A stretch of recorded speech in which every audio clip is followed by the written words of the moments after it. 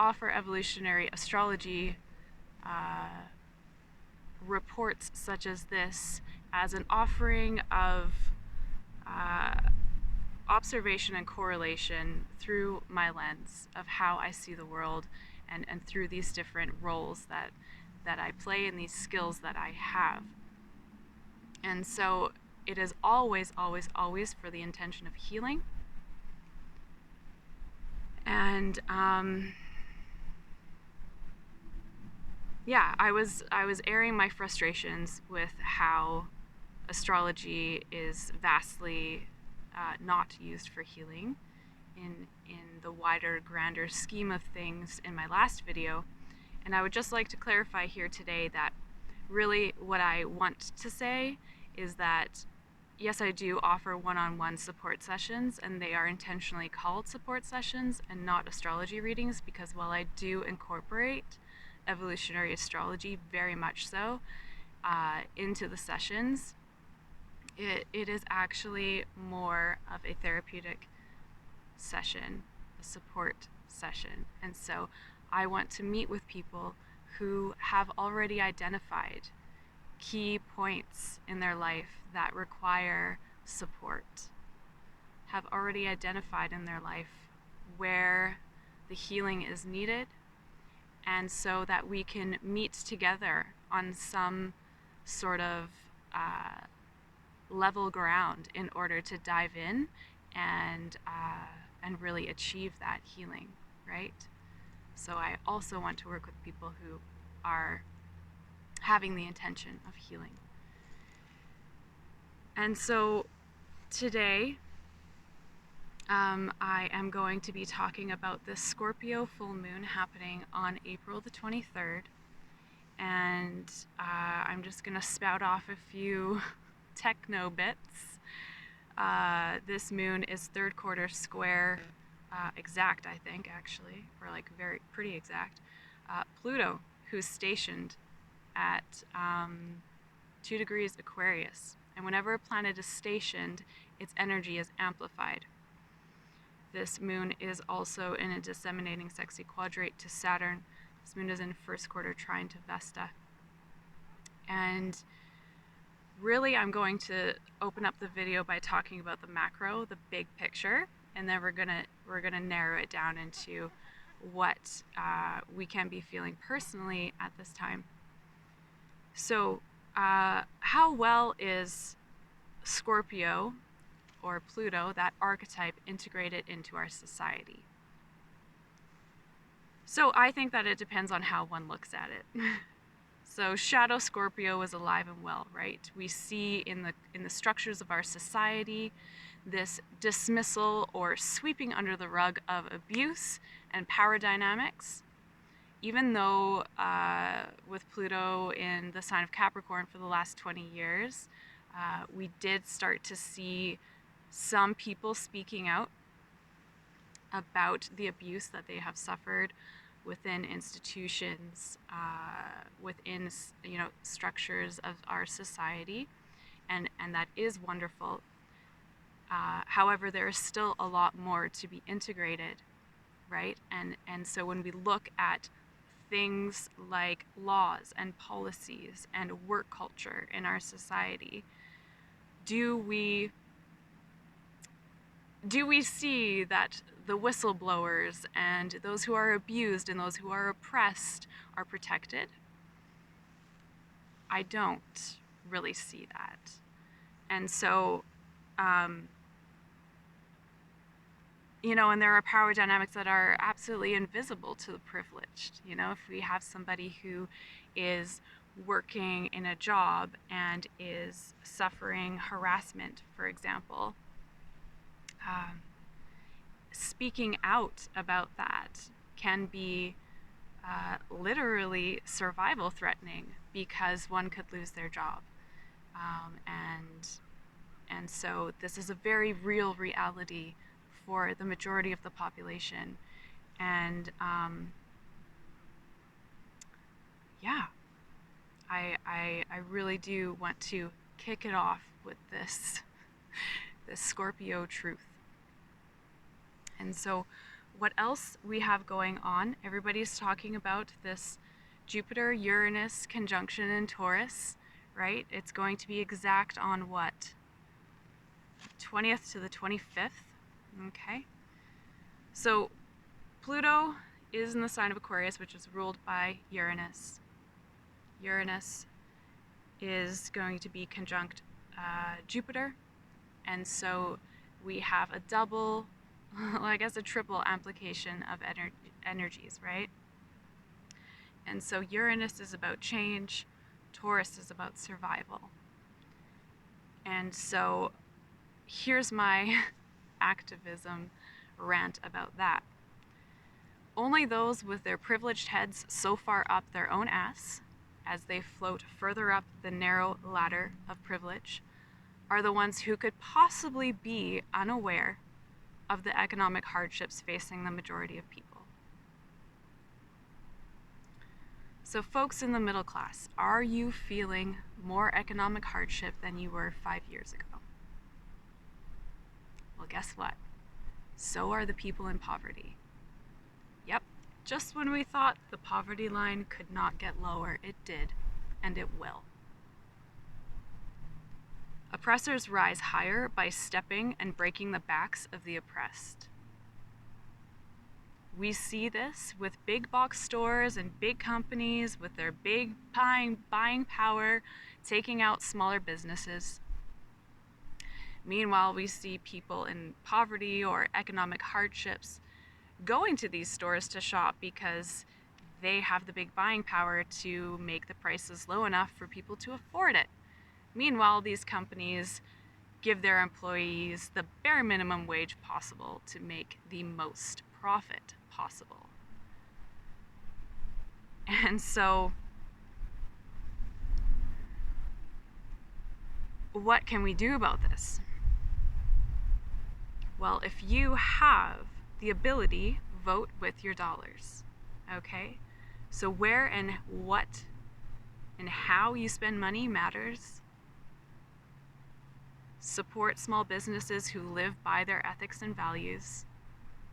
Research products and companies, boycott pyramid schemes, support entrepreneurs who clearly are here to offer a goods and services rather than the obvious get-rich-quick scheme that we see everywhere now.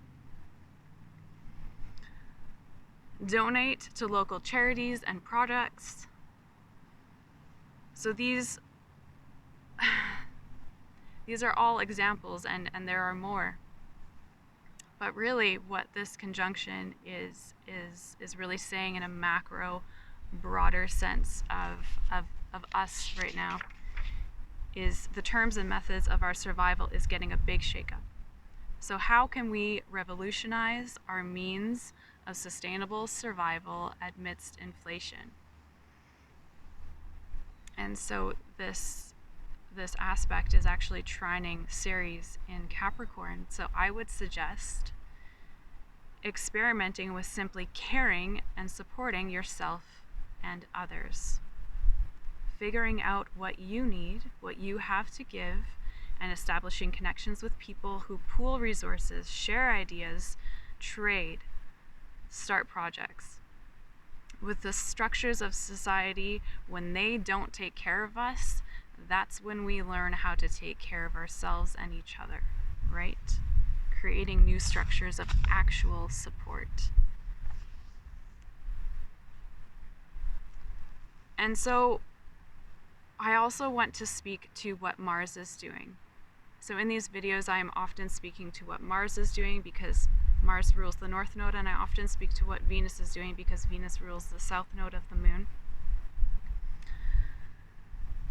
Mars will be conjunct Neptune exact on April 29th, right after we had Mars conjunct Saturn on our solar eclipse, which is going to continue to be the flavor for the next 6+ months, this reality check of what it is like to actually be a spirit in a body. And so Mars is going to transit, after he passes, Neptune is going to transit this North Node stellium, which I'm going to get into in a bit. and it is in a third quarter sextile to this Jupiter-Uranus conjunction. So it's too easy to feel defeated. Like, why even show up to the battlefield of life if we're all gonna die anyway? You know, that's kind of so the dynamic tension here is that in asking that question, one still isn't off the hook of facing life's challenges. And so we have to go to work, we still have to sustain ourselves, right? So it becomes a quest of finding the path of least resistance, beginning with taking notice of the armor or lack thereof that one is carrying, and keep what is necessary. Seeing the gaps that need to be filled in order to prepare for sustaining oneself for the long journey of unexpected initiations that will challenge one's ideas on sustaining life.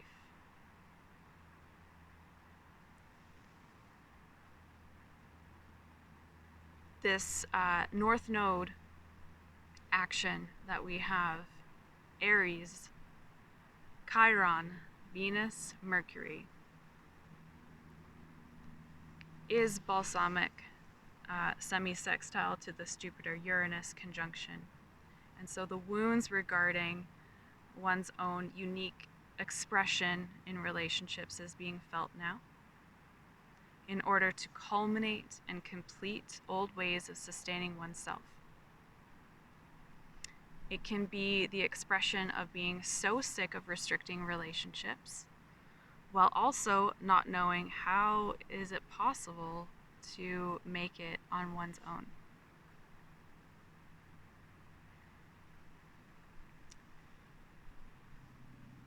And since this is a conjunction, there is very much a theme of unknowing, right? Whenever there is a conjunction, the energy is amplified, as well as, the conjunction aspect represents the new moon, the void, right? So it's like there is a lot of unknowns when it comes to the wounding and the healing journey of our self-expression and in our relationships, and how this plays into our survival in a really big way. And I'll get into the other things that it plays into in a bit. So I also want to speak to Venus will be conjunct Chiron on April 21st. Venus is conjunct the North Node today. Venus is conjunct Mercury in 2 days, April 19th. Venus is disseminating sexy quadrate to Juno, our relationship asteroid, who is squaring Pallas Athena.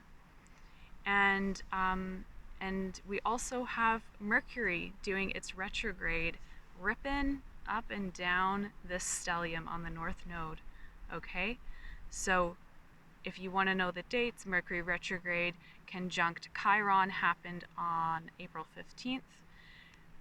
Mercury is going to station direct on the 24th of April, and Mercury is going to be conjunct Chiron once more on May the 6th.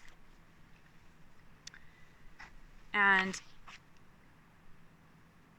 so we can really be feeling the wounds of our individual freedom of communication, of self-expression being limited either within oneself or externally from outside sources, people. So this can create regrets over not speaking up for oneself, not speaking one's truth, the ways in which one has silenced oneself as a survival mechanism, right? I think it's really important right now to be cognizant that, and not too hard on ourselves, that we likely did that out of a need to survive and get through a situation. And so with Venus in the action, the ruler of our south node on the north node, this is, and I've talked about it many times, but our individual freedom in relationships being unfairly compromised. So sacrificing oneself for the demands or expectations or assumptions of the relationship. This can be the wound of not feeling loved simply for being yourself. And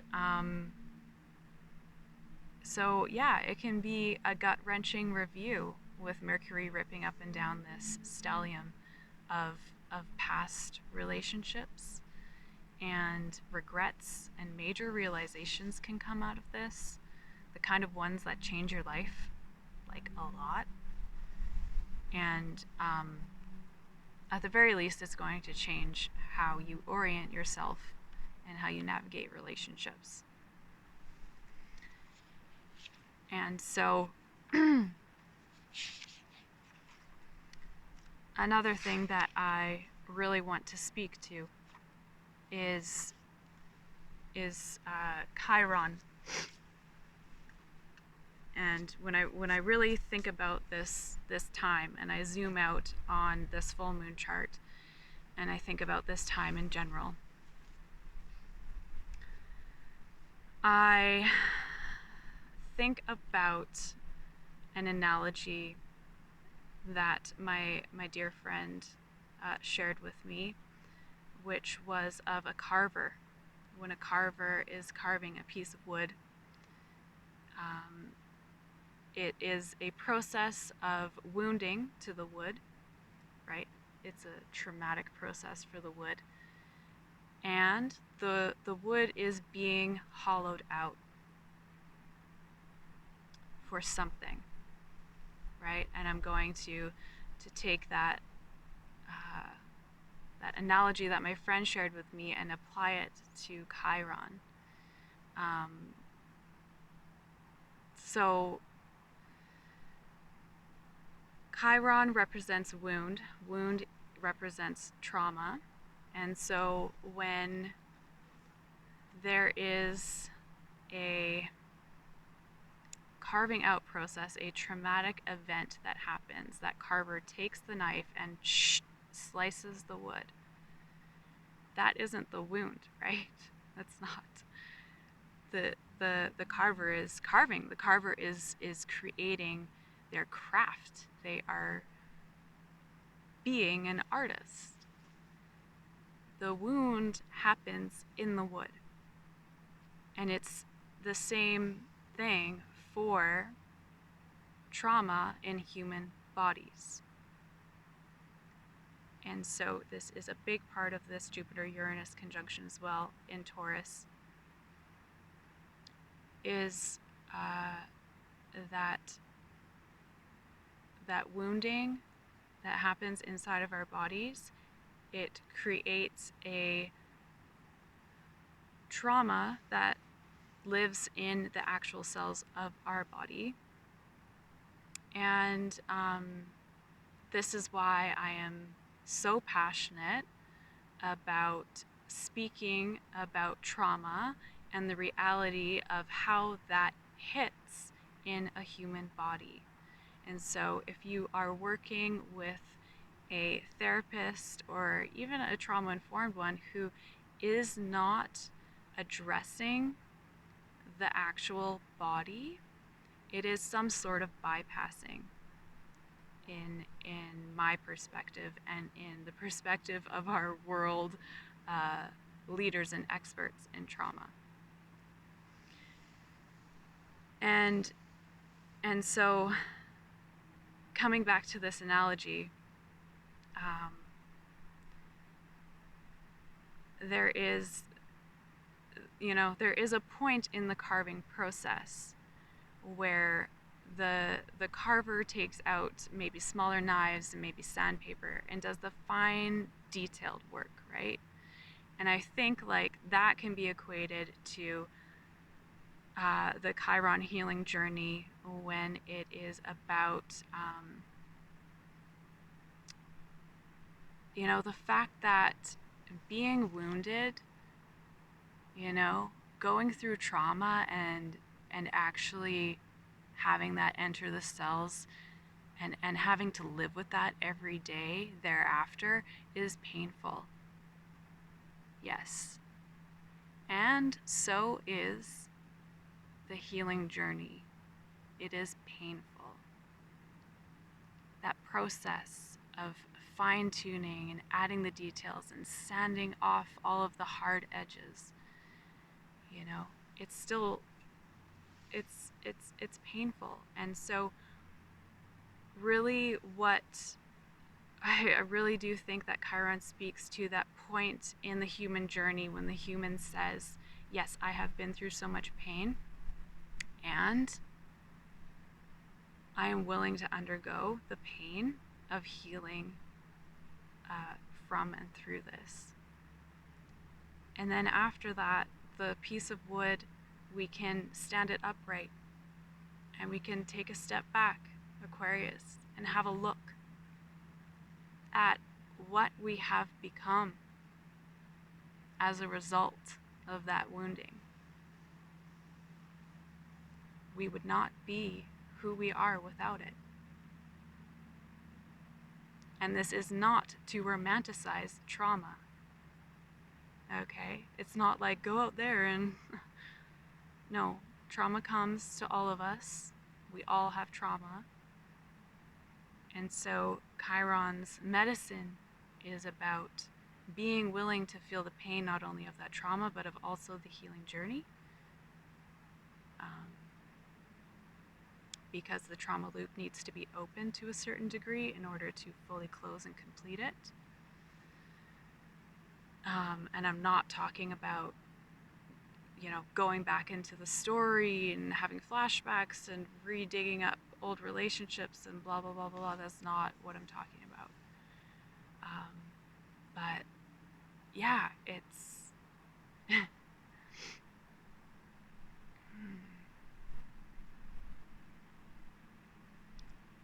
So really what I'm getting at here is the fixed cross in the zodiac. Okay, so we naturally have Taurus opposing Scorpio, Leo opposing Aquarius, and they are all square one another, right? And so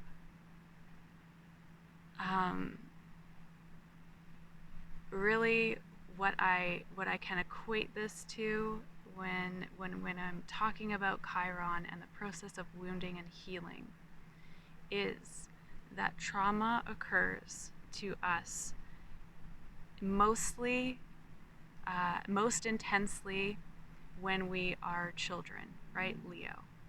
And if that analogy doesn't quite cut it, well, trauma hits us personally, right?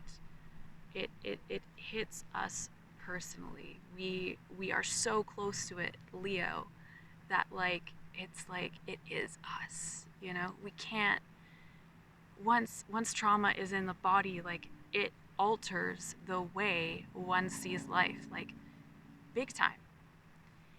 And also it alters one's body, Taurus, right? We see, science is now validating, things that some cultures have known for thousands and thousands and thousands of years, is that how trauma enters the actual cells of the body, right? And so that's Taurus. It alters our five sense perception, Taurus, and it makes us want to be really safeguarded, Taurus, really closed out, and it's like really only wanting to see sort of out of my little trauma window the rest of the world, right? It's like we can't help but do that. And so what happens is Taurus opposes Scorpio, and Scorpio represents the unconscious coping mechanisms that we that we create or undergo as a result of this trauma. Because when trauma enters the nervous system,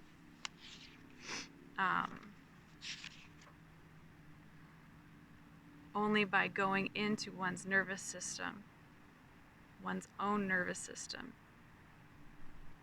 not anybody else's, not learning about the nervous system from books, but actually Taurus being in your body, which is hard work. It's hard work. And getting to know how your nervous system works, then one can understand the what, the why, the how, the where of the coping mechanisms, which might manifest as addiction, self-isolation, you name it, right? Coping mechanisms are vast. And they occur in the unconscious, right? They're these unconscious responses that are ruled by our nervous system, and wounds, trauma impacts our nervous system hugely.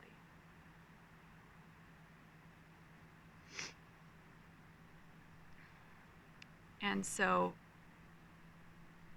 with Uranus being a part of this, Uranus is the zodiac sign that does represent trauma, very much so, because it is about that which becomes fragmented and then becomes whole again, and then is fragmented and is finding its way back to wholeness again. And it also carries with us our individuated, I was going to call it a trauma bank, you know, because every soul, Scorpio, has a Uranian attribute which carries with it the past lifetimes of traumas, right? And so we come into this world already carrying that which we have carried before. And so that's why this often gets repeated in childhood, Leo, for us to then learn how to, Taurus, be challenged with coming back into the body to address the underlying dynamics that Scorpio often feel like they are ruling our life and that we often don't have control over.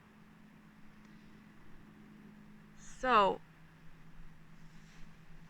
I really hope that that makes sense, and I really hope that it is helpful. And I am going to wrap it up at that. There is, of course, always more to say, but I am going to end with a deep appreciation for you showing up here and for listening to what I have to say. It is very helpful for me if you would please share my video with your friends, your family, whoever you think might be into this. And yeah, I am also actually offering mini eclipse readings until the end of the month, and I might even actually just continue it for the next several months to give people a bit more of an affordable option. It's just meeting with me for 30 minutes.